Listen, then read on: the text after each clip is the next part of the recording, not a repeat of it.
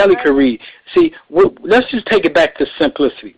When we look at Christianity in America, when you look at how Christianity evolved in America amongst African Americans, first of all, when we got here, we came to this continent and we had a spiritual system that was similar to the continent from which we came. Over the course of time, we picked up Christianity, and if I cannot read, how can I preach? Now, this is real interesting. You got slaves preaching on the plantation, but he can't read. What is he preaching? He's preaching what he's heard. So when you begin to look at the evolution, right, and not necessarily even told them, say, here's what happened. A good example. They would spend time in the kitchen or wherever they were at while the preachers were, the white preachers were preaching, and they took that same thing back to the plantation and repeated what they heard. And so, and see, I like to make it that simple because we have never really questioned, where did I get what I believe in? Our belief systems are handed down to us. And until we get the audacity to question our belief systems, we're not going to change. We're going to keep getting what we've been getting. And that's not to say, and see, I'm one, I follow the Christian belief system to a certain extent. I'm refining it. I have a hybrid. I have a hybrid approach to it that gives me a spiritual system that is more of a Christ-conscious system. And I'm okay with it. If someone else is not okay with it, I've come to the place where I don't have to prove anything to anyone else. Because at the end of the day, I've come here to do a work myself. That's very good, Greg. You know, so I know that people are listening, and I'm wondering, you said that there were things beyond books, and I know that there are other books that have been touched right. by God besides the Bible.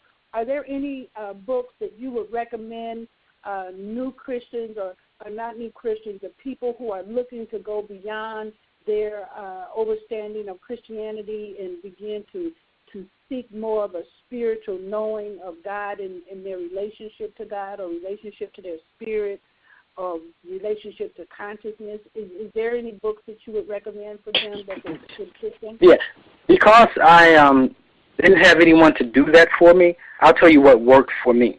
And I always ended up with the right books. Take a trip to your local bookstore. Okay, here's what you do. Pay attention to how you feel before you get into the bookstore. When you enter the bookstore, I'm going to direct you to a certain area. You can go into two areas. Go to spirituality, psychology. Go to those, and religion. It may be religion. Go in those three sections and pay attention.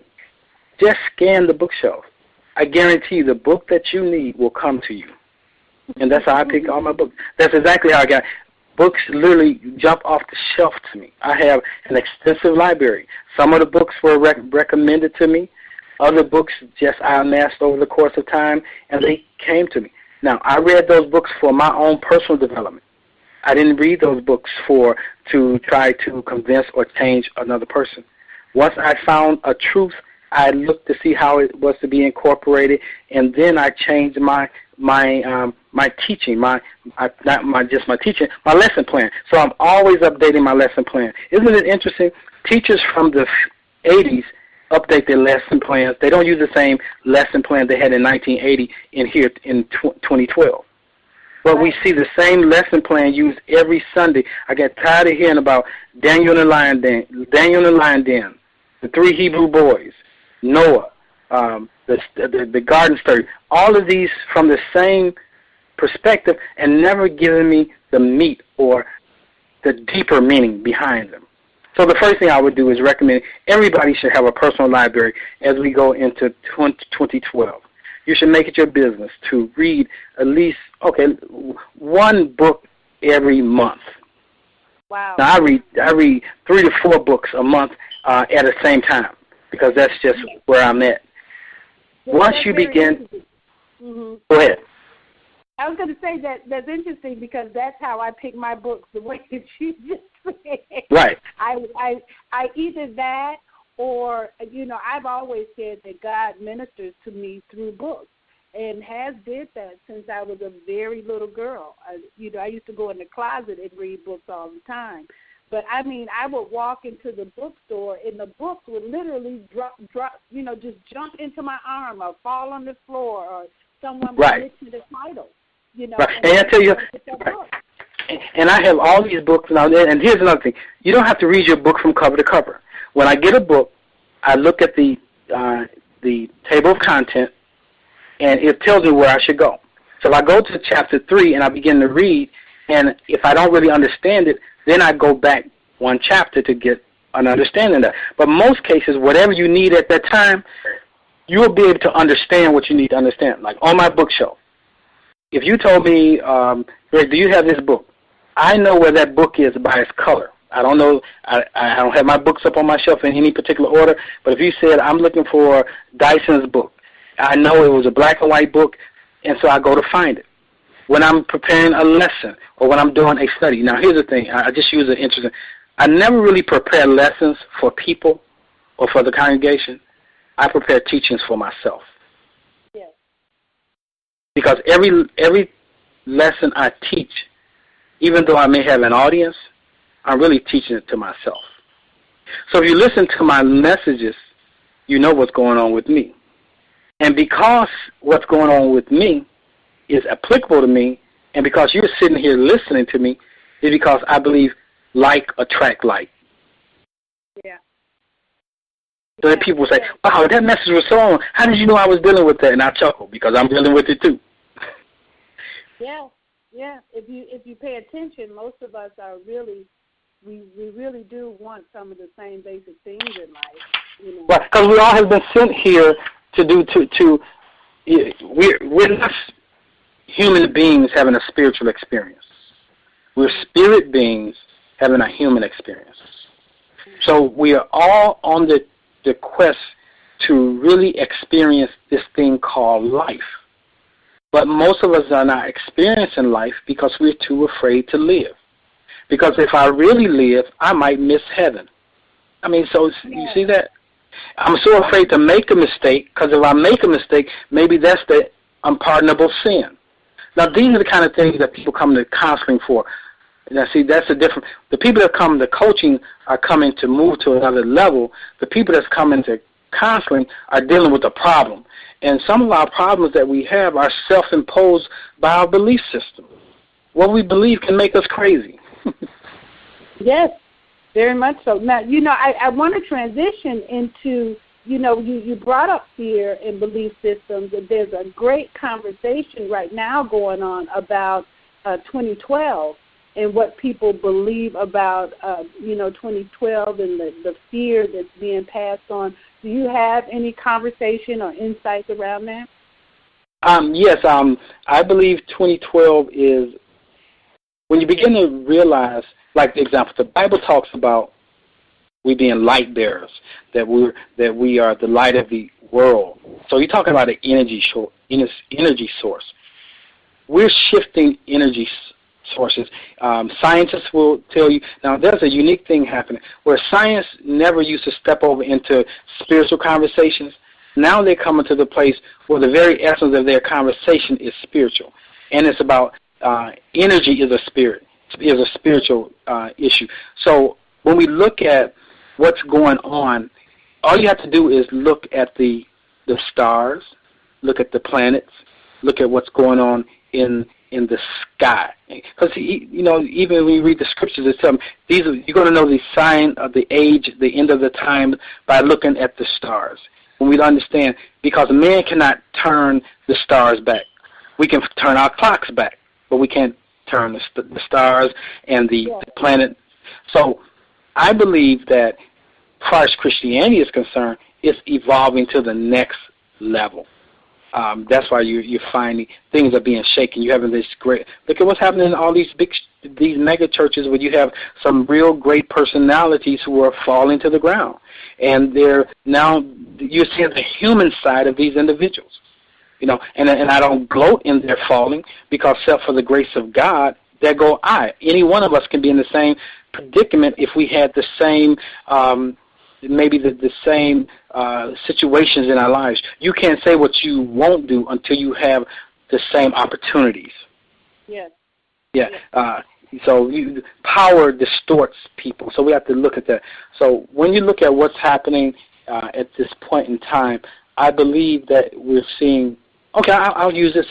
When you look at the zodiac sign, it tells the story. In Egypt, on one of the temple ceilings of one of the temples, they had the 12 zodiac houses, and there's a story in each house that tells what was going to happen. Example, when we see Jesus showing up on the scene, he came in the age of the Piscean age. And then after the Piscean age comes the Aquarius. And the Aquarius, unlike what we see in Western depiction of the Aquarius, it was a woman carrying an urn with water. But if you pay close attention to the carvings, it shows that on one side of the depiction, the water is pouring out, and on the other side, the water is being taken back up. That's consistent with as we have moved into the age of Aquarius, there's an outpouring of spirit. There's a charge in the earth right now. But at the end of this age, when everything has a ebb and flow, it's going to cease. And so as we're in this Aquarian age, we're in the age of where knowledge will increase. We're in an age where we're going to see the supernatural happening on a constant basis. Because man now is realizing that the essence of who he is he has the propensity to do the things that God did. So I'm excited about I don't see 2012 as a doom. It's a doom from the perspective of what used to work won't work no more. Yeah. So if you want to make something work that used to work, you're wasting time. Mm-hmm. That's very good. No, go ahead. Did I kind of give you that piece from the perspective of what I believe those who I know. I spend a lot of time talking to a lot of my, I would say my white brothers in the Lord, because they appear to be more open to another level of consciousness as it pertains to Christianity, moving beyond the historical Jesus to the mystical. When I say mystical, I don't mean from the perspective of this scary type of thing, but for the spiritual side of what he came to do, what his message was all about. And that's a totally different conversation than the conversation that there's one that's below the heart and one that's above the heart. The enlightened conversation has to do with what does this principle really mean? Okay, why did he show the dying on the cross and the love? How that came not from his head, but that came from his heart, and how important love is. And these are concepts we talk about, but until we have a true Christ consciousness, we cannot show them. You know, when you look in 1 Corinthians in the Bible in the New Testament, the first Corinthians chapter 13, the chapter that talks about love. That love that it talks about is called the agape kind of love, or the God kind of love. It's the love that emanates from the heart and not the head. Most of us show a head type of love or a carnal love. We don't show love that emanates from just the essence, I'm doing this for you because I'm doing it for you, not because I want you to owe me anything or be indebted to me, but because I'm dying for you. I'm doing this for you. And there's no greater love than a man can have than this, to lay his life down for a friend.